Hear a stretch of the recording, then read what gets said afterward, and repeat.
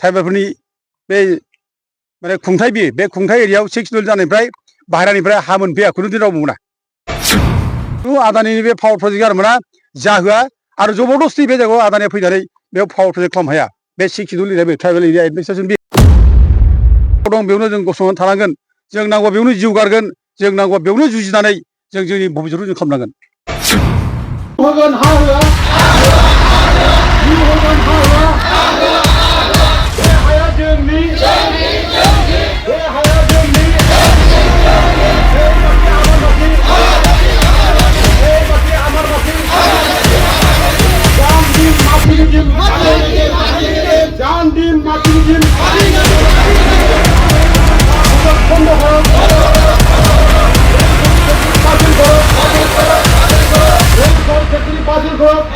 हानिबो दावराव जालायदों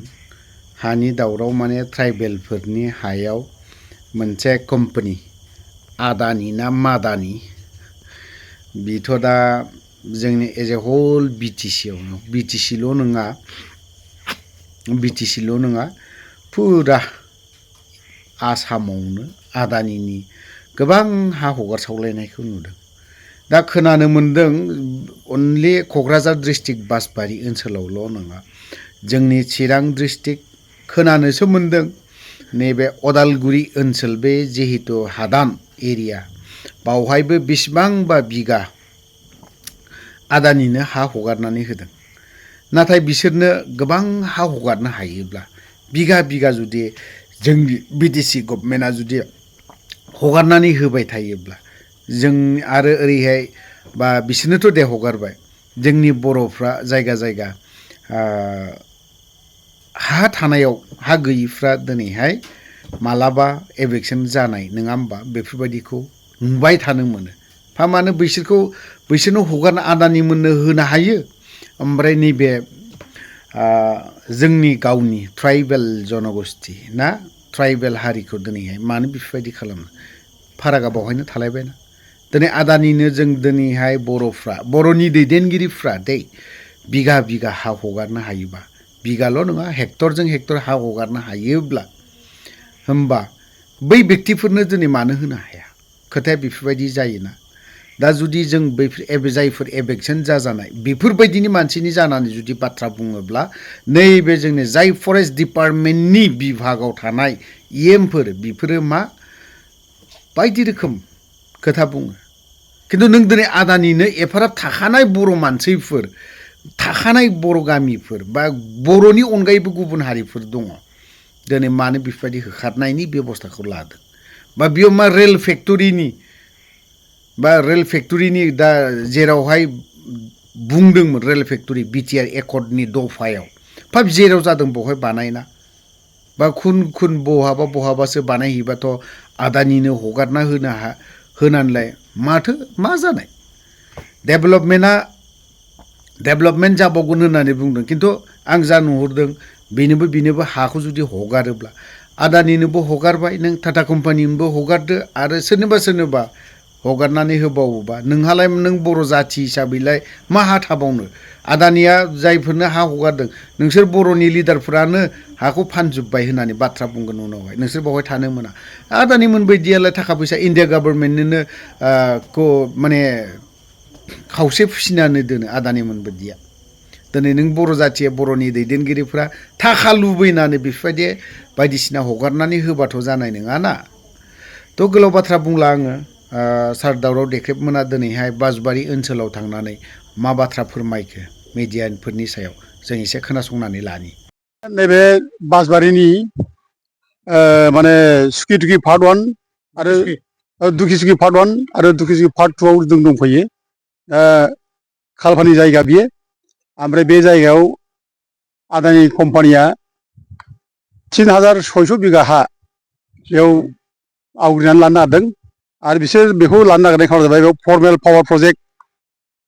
APDCL नि आन्दाराव लुनो नागिरदों आदानिया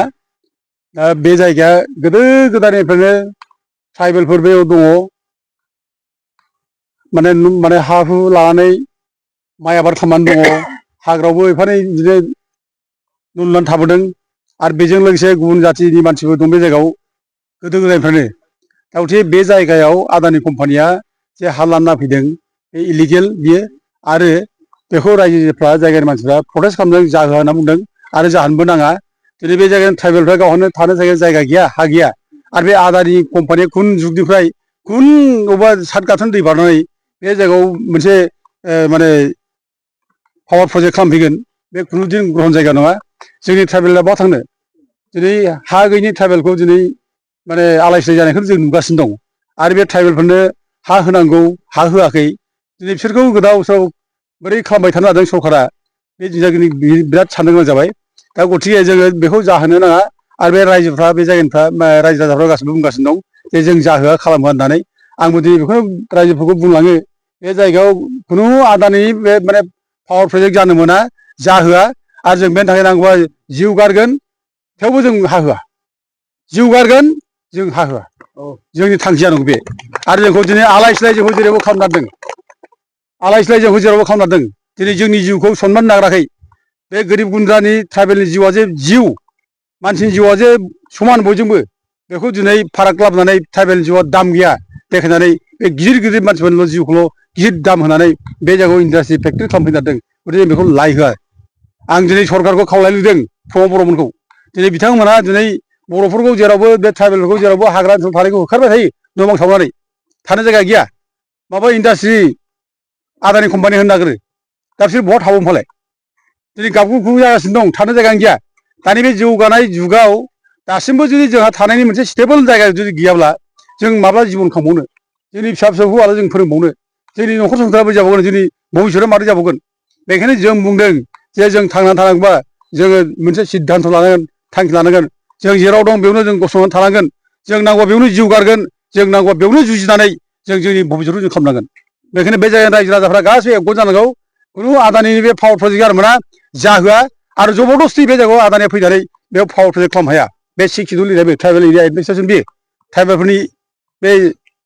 माने खुंथाय बे खुंथाय एरियायाव 6 सिडिउल जानायनिफ्राय बाहेरानिफ्राय हा मोनफैया खुनुदिन रावबो मोना जोंनि माने ट्राइबेलफ्रानो बाहेरानिफ्राय जोंनाव हा मोनफैया आरो बे आदानियाव ओमफ्राय फैनानै बे जायगायाव हा लाफैनो बाहेरानिफ्राय बे 6 सिडिउलाव बे माने पारमिसिबल नङा गथिखे बे जायगानि मानसिया बयबो गसंथानांगौ आरो बे जायगायाव इसेबां माने गुबुन गुबुन जाथिनि मानसिफोर दङ बे गुबुन गुबुन जाथिनि मानसिफ्राबो ट्राइबेलजों एकगत भाबै ज' ओंखारनानै जुजिनांगौ मानोना जों बेयावनो थांना थानांगोन जों बेयावनो जिबन खांनांगोन आरो जायफ्रा बेयाव दंखायो गुबुन जाथिफ्राबो खिन्थु बिसोरो थानो मोनो जाहैबाय जेब्ला बेखायनो बे जायगानि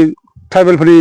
सुखु दुखुजों लोगोसे गोरोबफानानै जों एकगत भाबै खामानि मावनांगोन आरो बे आदानि कम्पानिखौ बेनिफ्राय जों होखारथारनांगोन आरो जों धरना होनांगोन जोङो प्रटेस्ट खालामनांगोन आरो बे प्रटेस्ट खालामनाय धरना होनायाव जोंबो आइ आफा रायजो राजाफोरजों जों लोगो लाफैगोन गथिखे रायजो राजाफ्रा गिनो नाङा दा रायजोफोर एरेस्ट खालामबा जोंखौ खालामहरदों फार्स्ट माने एरेस्ट खालामगोन जोंखौ फार्स्ट खिन्थु बे गोरिब गुन्द्राखौ नङा गावथारनांगौब्ला गावथारबाय फार्स्ट जोंखौ खिन्थु बे गोरिब गुन्द्राखौ नङा आरो जों बेखौ खालामहोआ जों जुजिगोन रायजोफोर बयबो ओंखारबा जों दे